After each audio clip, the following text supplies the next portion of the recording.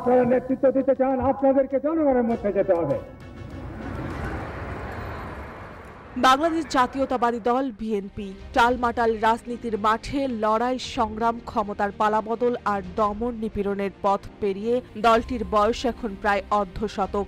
আজ 1 সেপ্টেম্বর দলটির 47তম প্রতিষ্ঠাবার্ষিকী। প্রতিষ্ঠাতা শহীদ রাষ্ট্রপতি জিয়াউর রহমানের হাত ধরে যাত্রা শুরু হয়েছিল যে সংগঠনের, সেটি এখনো দেশের রাজনীতিতে অন্যতম প্রধান শক্তি। প্রতিষ্ঠাবার্ষিকীতে দলের পক্ষ থেকে নানা কর্মসূচি নেওয়া হয়েছে। প্রধানের সমাধিতে শ্রদ্ধা নিবেদন, শোভাযাত্রা, আলোচনা সভা, সব মিলিয়ে দিনটি পালন করা হচ্ছে ভিন্ন আবহে।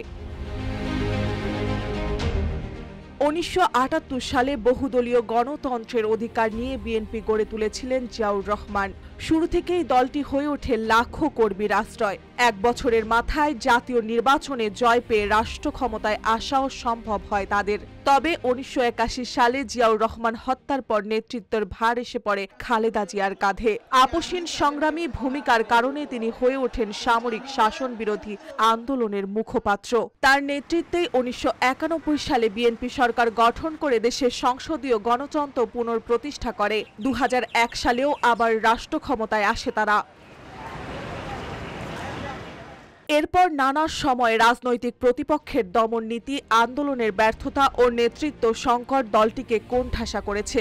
তবু বিএনপি হার মানেনি। বর্তমানে খালেদা জিয়া অসুস্থ অবস্থায় রাজনীতি থেকে দূরে থাকলেও ভারপ্রাপ্ত চেয়ারম্যান তারেক রহমান লন্ডনে থেকে দলের নেতৃত্ব দিচ্ছেন। তার ঘোষণা করা 31 দফা এখন বিএনপির ভবিষ্যৎ রোডম্যাপ হিসেবে আলোচনায় রয়েছে। বিএনপির মহাসচিব মির্জা ফখরুল ইসলাম আলমগীর সহ শীর্ষ নেতারা বলেছেন, প্রতিকূলতার পরেও বিএনপি জনগণের আস্থা ধরে রাখতে পেরেছে।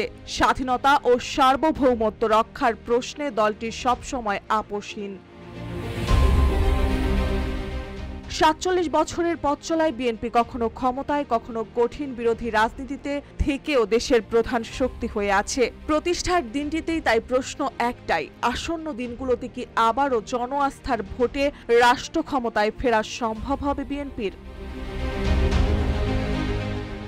মার্জিয়া মৌ, রূপালী বাংলাদেশ।